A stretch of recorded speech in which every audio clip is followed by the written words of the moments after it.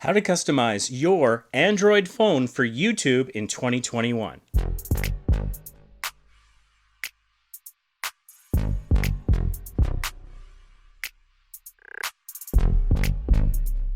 As small YouTubers, we often use our phone for quite a lot of things to help manage our channel, to film. Some people do their entire channel management on their phone. And so regardless of what kind of channel you have or how you run it, it's a good idea to optimize your Android phone so that you're ready to respond quickly to things that develop, whether it's in real life or on the internet. So the first thing I want to talk about for your home screen on your Android phone is you need to have a shortcut for your camera. As YouTubers, you gotta be ready to record at any time. You never know when something interesting or crazy is gonna happen right in front of you. And so you need to be ready to capture life as it happens. So if you're able to just in one button press activate the camera on your phone, that's an important time saver. Also, most Android phones have buttons on the side that are either pre-programmed for the camera or can be programmed to activate the camera, either with a single or double press. So I strongly recommend you find out exactly how that works for your particular phone so that if you're on a cruise ship and suddenly they start to rescue some migrants, you can start filming right away. Next, let's talk about some social media apps that are absolutely critical to supporting the growth of your channel. So I have a lot of social media apps on the home screen of my Android phone, and I'm just going to go through them in order. The first one is Facebook. Now, this is particularly important for me as I run the Small YouTubers Boost Facebook group, which you can find at facebook.com/groups/small YouTubers Boost. We have over 300,000 YouTubers there that can potentially help you out, maybe be someone you want to collaborate with. We help you celebrate the successes and commiserate with you when it's difficult. And we do everything we can to try and demystify YouTube and show you how to use the tools to get ahead. So I strongly recommend joining the group. But wherever you are, in a niche or what have you, we do strongly recommend that you join Facebook groups in your niche. And you can keep an eye on trends. You can help answer questions. Maybe your videos will help answer questions. And you can also, of course, share your content and then support that sharing by responding to comments on the actual platform itself on Facebook. The next app that I have here is Instagram. Instagram, I think, is also very important for supporting your channel. It's fantastic for sharing some behind-the-scenes pictures or just some amazing pictures that maybe don't make it into the video. You could, if you want, share your thumbnails there. You can also do lives and have stories, maybe make a bit of a splash when you have a new video come out. It's important to find your audience where they already are, whether it's Facebook, Instagram, or other. And so having that on the go on your mobile is super helpful to keep track of things. Also, Instagram is largely just built for mobile, so it doesn't have a lot of desktop functionality. So you really need to have the app for that. Next over is Twitter. Again, Twitter is fantastic because originally it was called microblogging, but basically that just means you can post very short things. And as a platform, Twitter is much more accepting of repeating the same thing, posting frequently, things like that. So if you want to promote your video a couple of times, Twitter's a good platform for that. If you keep posting the same thing in Facebook groups or on your Facebook wall, it doesn't fit the culture of Facebook as well. But Twitter, it's fantastic. So you're lying in bed and you think of something witty or funny to say or interesting, you can quickly tweet it out from your phone wherever you are. You could live tweet something interesting that might be happening to you. And so that's really useful to have.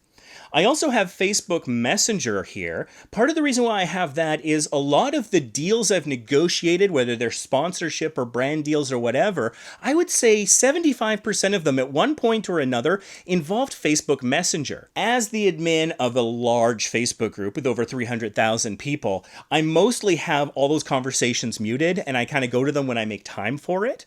But whenever it's someone like a CEO of a company that I might be negotiating with, I'm certainly not going to have those muted. I'm going to want to keep an eye on those things because, you know, it could make the difference between getting $500 today or never, or a week from now, or what have you. And so I find that Facebook Messenger, very useful. Make sure that you mute those conversation notifications that aren't pushing your channel forward though. Those are the things I have on the home screen because that's where I'm heavily invested. You might want to adjust what's on your primary and secondary screen as befits your genre where you're investing your time. On my secondary screen, some things that I have here, I have TikTok, which we're just starting to understand. Seems like it's got a lot of growth potential for 2021.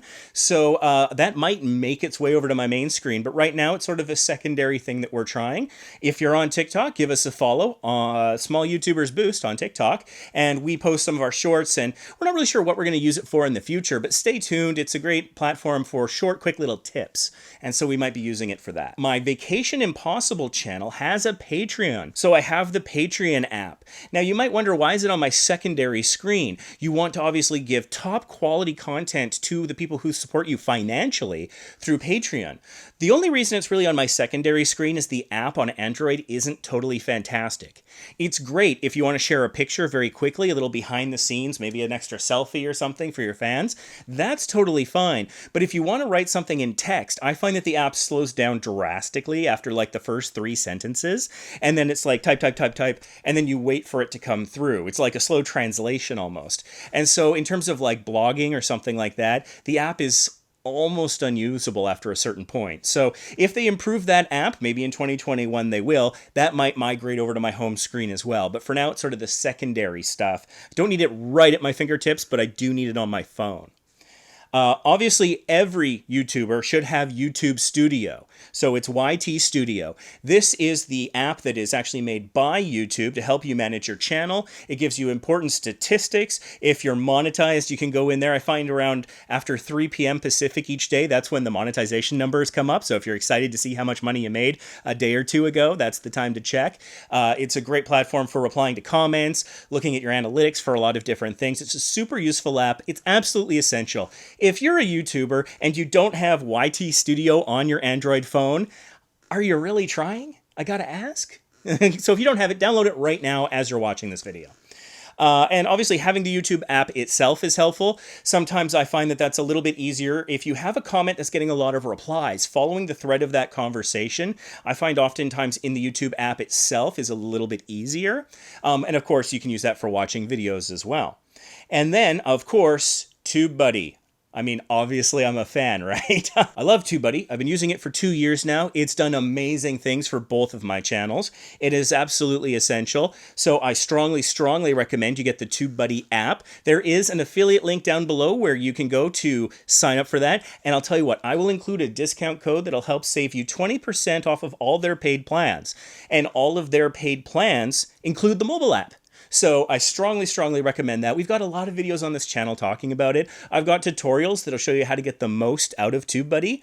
And it's not just a mobile app. It's a website and a browser plugin. And all of that is super useful. But I use this every single day. It gives you milestones. It helps track your progress towards certain goals. It gives you industry news about YouTube itself. You can go in there and do keywords research on the road.